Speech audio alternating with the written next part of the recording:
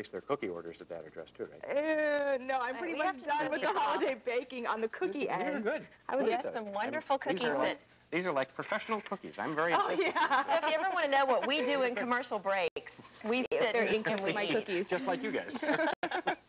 Well, do you have a lot of toys sitting under the tree that require batteries? Well, we put 3 popular brands to the test to see which ones give you the most bang for your buck. Details coming up. You're watching Sunrise Today on News Channel 20.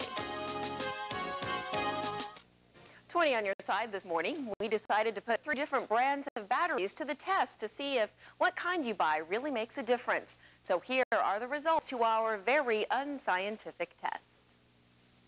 We bought a 4-pack of Rayovac batteries that cost $2.74 and 4 packs of Duracell and Energizer batteries. Both cost $3.39. We put them in the toys, flipped them over, and taped down the remote so all 3 cars would run continuously. Now we want to emphasize again, our experiment is by no means scientifically accurate. But fortunately for us, Consumer Reports put different brands of batteries to the test in the lab.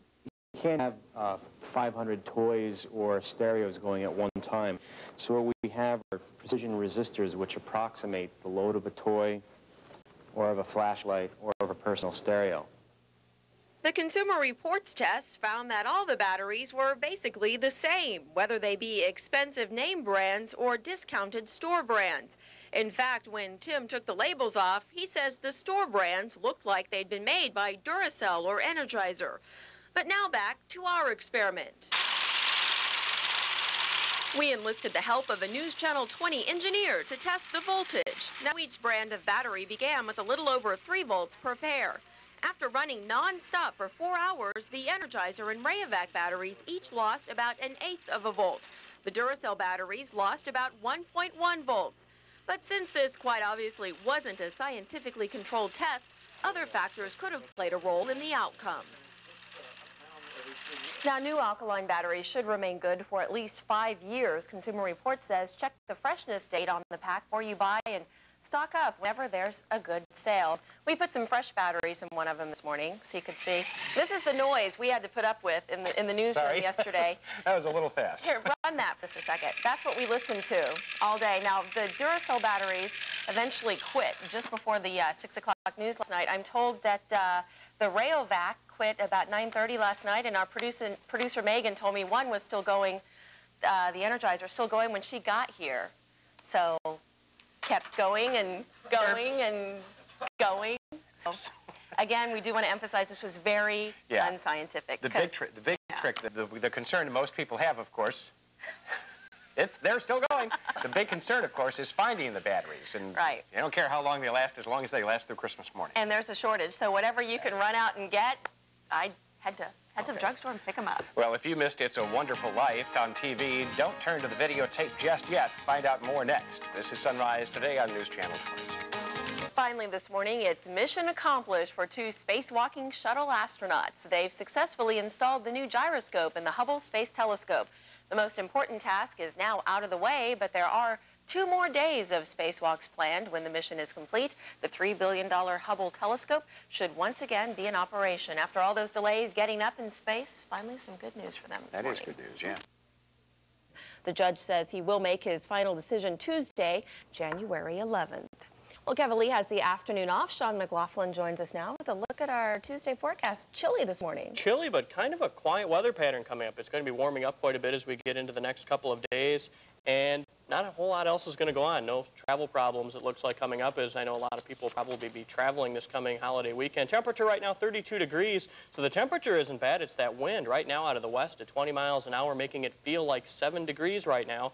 Even cooler in other spots in central Illinois. The humidity 72% and the pressure at 29.65 inches of mercury.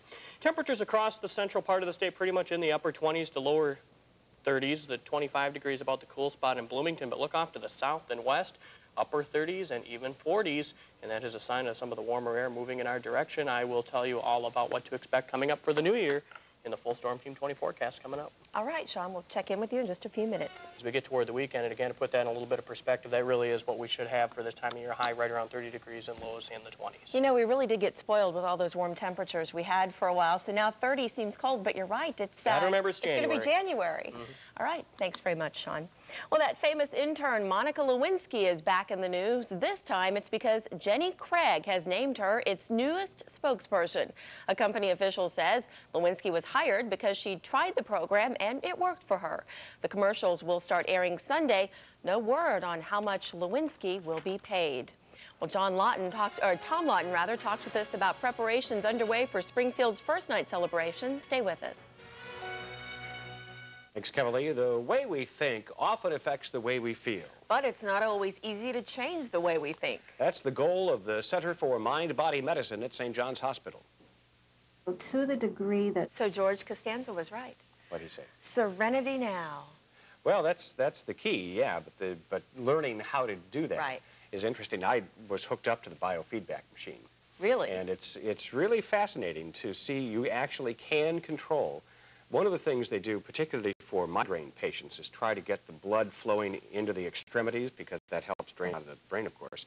And you can control your temperatures in your fingers by relaxing, and that allows more blood to flow into the extremities, and you can actually see on the graph, you can see the temperature rising. Wow.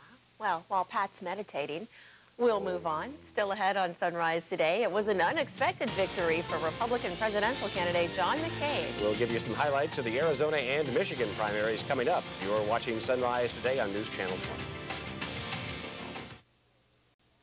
Welcome back, everyone. It's a quarter before 6 o'clock. If George W. Bush was hoping for a knock punch against John McCain last night in Michigan, he didn't get it.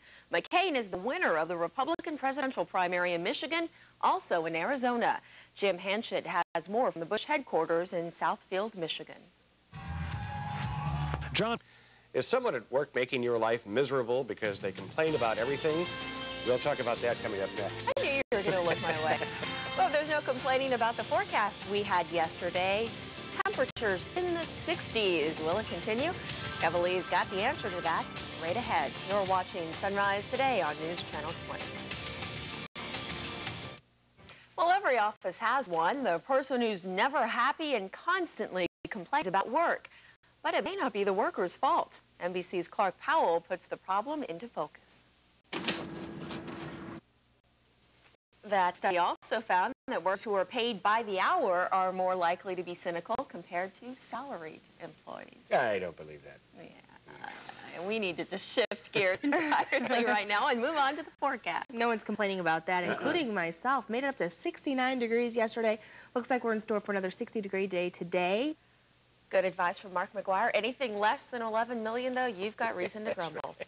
Well, still ahead on the next hour of Sunrise today. If you want to take a walk in the comfort of your own home, a treadmill can help. We'll show you the best models to buy. And swallowing pills isn't the only way to start healing your body. Your mind and spirit plays a big role, too. We'll show you how. Plus, the latest in health and entertainment news, all in the next hour of Sunrise today. An explosion leaves 3 firefighters injured. That's our top story this hour on Wednesday, February 23rd, 2000. From News Channel 20, this is Sunrise Today with Patrick Gordon, Jennifer Lindsay, and meteorologist Kevin Douglas with your Storm Team 20 forecast. Welcome back, everyone. It's 6 o'clock. The investigation continues this morning into that explosion near Lincoln that sent 3 firefighters to the hospital. The firefighters were treated and later released for minor facial burns. The explosion happened at Mount Pulaski Products, a corncob processing plant 6 miles outside Lincoln. Fire officials say tanks filled with hazardous materials may have caused the double explosion. Members of Springfield's NAACP presented their alternative education initiative before the school board last night.